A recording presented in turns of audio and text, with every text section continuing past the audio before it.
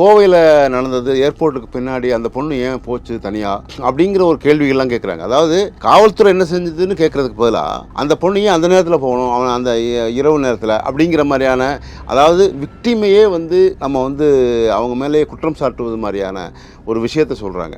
அதை விக்டிம் ஆக்குறாங்க அதை அந்த பொண்ணையே.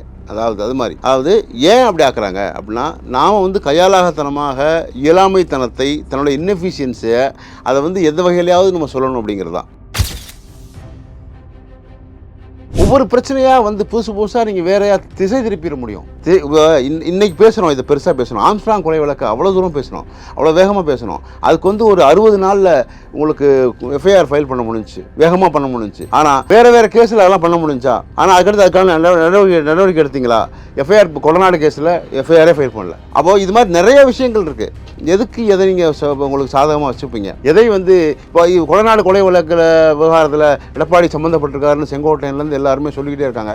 ஆனால் அதுவும் ஏன் இவங்க வந்து ஸ்டெப் எடுக்க மாட்டேங்கிறாங்க? ஏன் எடுக்க மாட்டாங்கன்னா, அதில் வந்து இதில் பெரிய ஆதாயம் இல்லை. அதில் எடப்பாடியை வந்து இவங்களை மாட்டி வைக்கணுங்கிறது இல்லை. இவங்க ரெண்டு பேருமே வந்து கிட்டத்தட்ட ஆரம்ப காலத்துலேருந்தே அதிமுகவும் திமுகவும் ஒரு சண்டை கோழிகள் மாதிரி காமிச்சுக்குவாங்களே தவிர, உள்ளுக்குள்ளே ஒரு சின்னதாக ஒரு இந்த விஷயத்தை வந்து இதை பெருசாக பேசவே வேணாம், மறுமுறை ஆட்சிக்கு வந்த பிறகு நம்ம பேசிக்கலாம், அதுக்கடுத்து தான் நம்ம வந்து இது பண்ண முடியும் அப்படிங்கிறத அவங்க யோசிக்கிறாங்க. ஏன்னா இதை வந்து எடப்பாடி அவர்களை வந்து இப்போ கொடநாடு வழக்கில் வந்து சிக்க வைக்கிறதுக்கு இதுக்கான வேறு சோர்ஸே இல்லை அவங்களுக்கு. அதை வந்து இப்போ அதை எடுத்துகிட்டு போனோம்னா இன்னமும் அவரை ஹைப் பண்ண மாதிரி ஆயிரும்.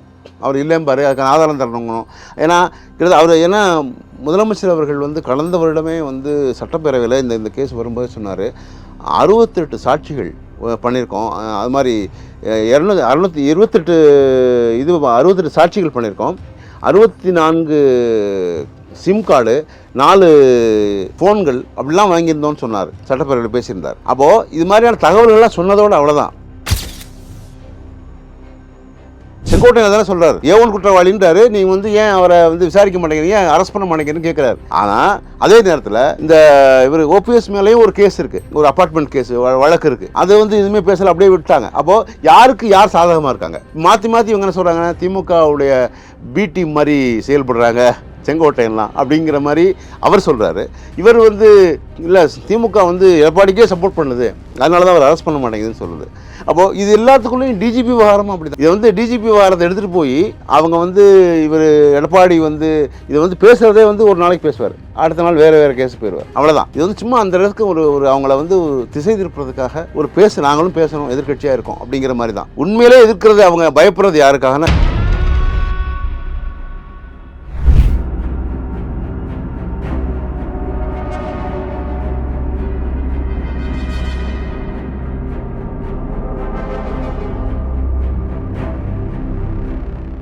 ரியல் ஒன் நேயர்களுக்கு வணக்கம். இன்று நம்மளுடைய நேர்காணலுக்கு அரசியல் விமர்சகரான திரு ராஜபாரதி அவர்கள் நினைச்சிருக்காங்க. சார் வணக்கம்.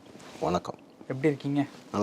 சரி, இப்போ எதிர்க்கட்சி தலைவர் நேற்றும் இன்றும் தொடர்ச்சியாக ஒரு கேள்வியை வந்து மறுபடியும் கேட்டுட்டு இருக்காரு. புதிய டிஜிபி தேர்ந்தெடுப்பதில் என்ன சிக்கல் அப்படின்னு சொல்லிட்டு வந்து கேட்டிருக்காங்க. ஸோ இந்த ஒரு விஷயம் அப்படிங்கிறதுனால இந்த லா அண்ட் ரிலேட்டடான விஷயங்கள் வந்து ரொம்ப மோசமாக போயிட்டுருக்கு.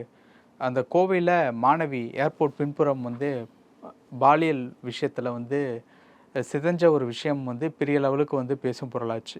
இப்போது திருச்சியில் பீமா நகர் மாசிப்பேட்டையில் காவலர் குடியிருப்பில் தாமரை செல்வன் அப்படிங்கிற ஒரு இளைஞன், 25 வயது தான் ஆகுது, 4 பேர் கொண்ட கும்பல் வெட்டி கொண்டிருக்காங்க. இப்போது பிரேக்கிங்காக அந்த ஒரு நியூஸ் வந்து வந்திருக்கு. இப்போ இந்த புதிய ஒரு டிஜிபி, அதாவது புதிய டிஜிபின்னு இல்லை, டிஜிபின்னே ஒருத்தர் இல்லாததுனால லா அண்ட் ஆர்டர் ரிலேட்டபிளான விஷயங்கள்லாம் வந்து ரொம்ப மோசமாக போயிட்டுருக்கு அப்படிங்கிறது பல அரசியல் நபர்களுடைய கருத்தாக இருக்குது. அது தேர்ந்தெடுக்கிறதுல என்னதான் சார் சிக்கல்? இல்லை, அதாவது இதுக்கு முன்னாடி ஒரு சில தகவல்கள் பார்க்கணும். ஏன்னா அரசு இயங்குவதற்கு ஒரு காவல்துறை ஆணையர் ரொம்ப முக்கியம். ஏன்னா காவல்துறை ஆணையம்ங்கிறது ரொம்ப அவசியமான ஒன்றாக இருக்கும். அவங்களுக்கு வந்து ஒரு சாதகமான ஒருத்தராக இருக்கணும் அவங்க அப்படின்னு நினைக்கிறாங்க. ஏன்னா எலெக்ஷன் டைம் வந்தாச்சு, ஒரு பக்கம் தேர்தல் ஆணையம் நெருக்கடி கொடுக்குது. எப்படின்னா எஸ்ஐஆர் கொண்டு வந்து இப்போ வந்து அது நிறைய போய்கிட்டே இருக்குது. இது வந்து இதன் மூலம் நமக்கு வந்து தேர்தல் வெற்றி வாய்ப்பு குறையுமோ அப்படின்னு திமுக அரசு நினைக்குது.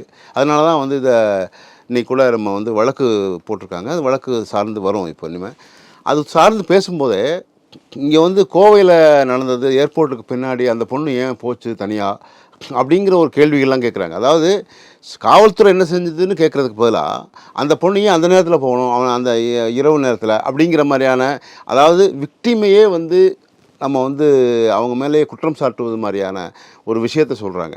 அதை விக்டிம் ஆக்குறாங்க, அதை அந்த பொண்ணையே.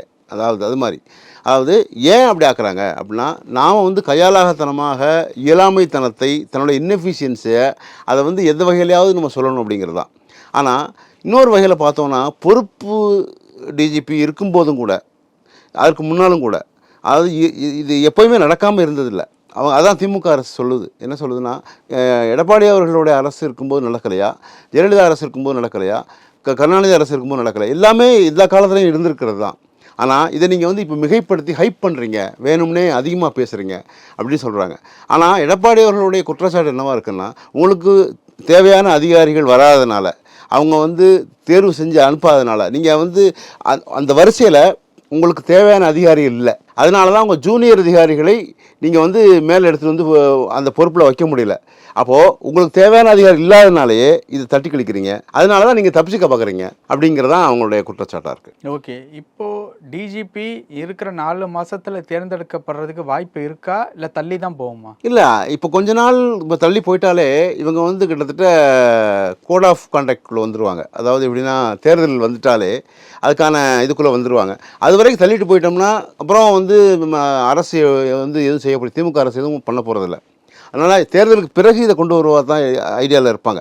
அப்படி இல்லைனாலும் இவங்க வந்து தேவையான இடங்களில் ஒரு ஒரு ஜூனியர் அதிகாரி மேபி இவங்க வந்து நெருக்கடியில் மேலேருந்து கொடுக்கக்கூடிய நெருக்கடியில் வந்து பண்ணினா கூட ஆங்காங்கே இவர்களுக்கு தேவையானவர்களை வச்சு அப்படி தான் வந்து இந்த சிஸ்டமை செயல்படுத்துவாங்க. அதனால் இப்போதைக்கு அவங்களுடைய அஜெண்டாவில் புதிய டிஜிபி கொண்டு வருவதற்கான முயற்சியோ இல்லை அதுக்கான முன்னேற்பாடுகளோ எதுவுமே இல்லை. ஏன்னா அதுதான் அவங்க யோசனையாக இருக்குது இப்போது. ஓகே, அந்த ஜூனியர்ஸ்னுடைய பேரை வெளியிடாமல் அவங்களுக்கு சாதகமான ஆட்களை தேடிக்கிட்டு இருக்கிறதுனால தான் இவ்வளோ பிரச்சனையா? ஆமாம், ஏன்னா அவர்கள் இல்லை அவங்களுக்கு தெரியும் இது. அதாவது எப்படின்னா, இப்போ அடுத்த லெவலில் இருக்காங்கல்ல, இப்போது இந்த அடுத்த டிஜிபியாக வர வேண்டியவர் வந்து இவங்க வந்து 3 பேர் இருக்காங்க. அந்த லிஸ்ட்டில் இவங்க அவங்கள வந்து கொண்டு வர முடியாது. ஏன்னா அவங்க கொண்டு வந்தாலே இவங்க வந்து அகென்ஸ்டாக தான் இருப்பாங்கன்னு தெரியும் அவங்களுக்கு. அதனால தான் அவர்களை விட ஜூனியராக இருக்கவங்கள எடுத்துகிட்டு வருவாங்க. அதுக்காக தான் பேசிக்கிட்டு இருக்காங்க. அப்போது ஜூனியராக இருக்கவங்க எடுத்துகிட்டு வந்தாங்கன்னா சீனியர்ஸ் இருக்காங்களே, அவங்க கோர்ட்டில் கேஸு போவாங்க, வழக்கு போவாங்க. ஏன் எப்படி எங்களுடைய சீனியாரிட்டி அடிப்படையில் எங்களை எடுக்காமல் ஏன் நீங்கள் கீழே இருக்கிறவங்கள எடுத்துகிட்டு வந்தீங்க அப்படின்னு சொல்லி ஒரு கேள்வி வரும்.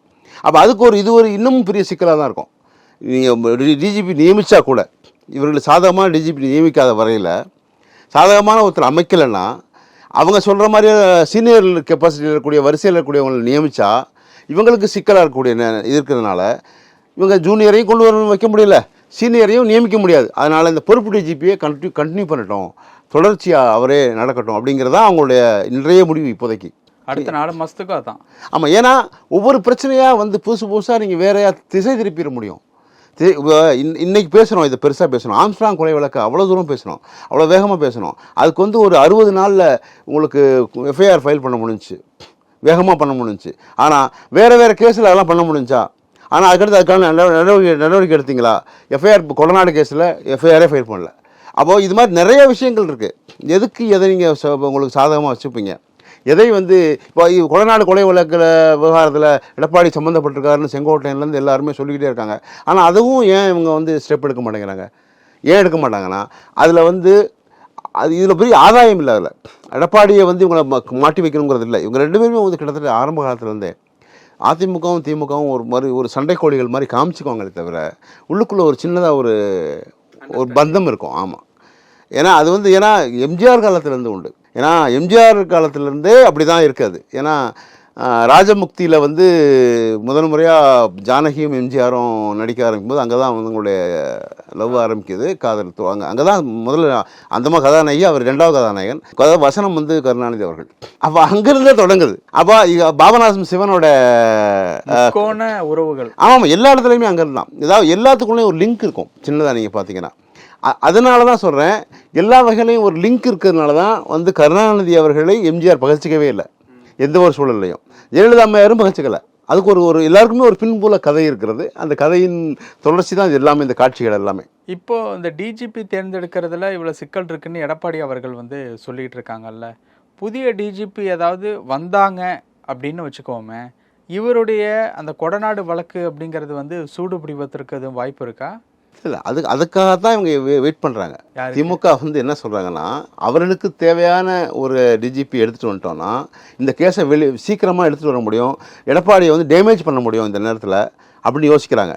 ஆனால் வரிசையில் சீனியாரிட்டி படி அவங்களுக்கான ஆள் இல்லைங்க. இப்போ அதனால தான் தள்ளி போகிறாங்க. இந்த விஷயத்தை வந்து இதை பெருசாக பேசவே வேணாம், மறுமுறை ஆட்சிக்கு வந்த பிறகு நம்ம பேசிக்கலாம், அதுக்கடுத்து தான் நம்ம வந்து இது பண்ண முடியும் அப்படிங்கிறத அவங்க யோசிக்கிறாங்க. ஏன்னா இதை வந்து எடப்பாடி அவர்களை வந்து இப்போ கொடநாடு வழக்கில் வந்து சிக்க வைக்கிறதுக்கு இதுக்கான வேறு சோர்ஸே இல்லை அவங்களுக்கு. அதை வந்து இப்போ அதை எடுத்துகிட்டு போனோம்னா இன்னமும் அவரை ஹைப் பண்ண மாதிரி ஆயிரும். அவர் இல்லைம்பாரு, அதுக்கான ஆதாரம் தரணுங்கணும்.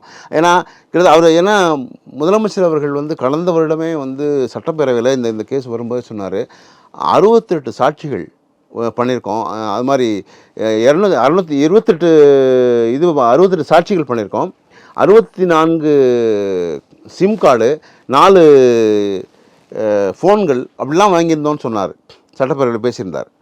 அப்போது இது மாதிரியான தகவல்கள்லாம் சொன்னதோடு அவ்வளோதான், அதை தாண்டி நாங்கள் எதுவுமே பேசலைன்றாங்க. அப்போது அன்றைக்கு சொன்னதுக்கு பிறகு இன்றைக்கு வரைக்கும் அதுக்கு மேலே ஆக்ஷன் எடுக்க முடியலை அப்படின்னு சொன்னால் அதில் வந்து நிறைய சிக்கல்கள் இருக்குது. இப்போதைக்கு அது வேணாம், தேவைப்படும் போது அதை எடுத்துக்கலாம். வேண்டான்னு 4 மாதம் தானே இருக்கு. இல்லை, இப்போதைக்கு எடுத்தால் அவர் ஹைப் பண்ணுறதா தான் இருக்கும். எடப்பாடி அவர்களை வந்து அவர் இல்லைன்னு சொல்லலை, அவர் ஆதாரம் இல்லாமல் அவங்க பேசுகிறாங்கன்னு சொல்லுவார். இல்லை, செங்கோட்டையன் சொல்கிறாரு A1ன்னு சொல்கிறாரு. ஆமாம், இதற்கு முன்னாடி A1 சொல்லலை, இப்போ தானே சொல்கிறார் A1 சொல்கிறார், முதல் குற்றவாளின்னு சொல்கிறார் இல்லையா. முதல் குற்றவாளின்னு சொல்கிறதுக்கான காரணமே அதில் வந்து என்னென்னா, ஏற்கனவே நான் போன தடவை பேசும்போது சொல்லியிருந்தேன். அதாவது எப்படின்னா, ஓபிஎஸ் அவர்களும் நத்தம் விஸ்வநாதன் அவர்களும் 2016 எலெக்ஷன் அப்போது மகாபலிபுரத்தில் ஒரு வேட்பாளர்கள்ட்ட வந்து காசு வாங்கிட்டாங்கன்னு சொல்லி ஒரு பிரச்சனை இஷ்யூ ஆச்சு.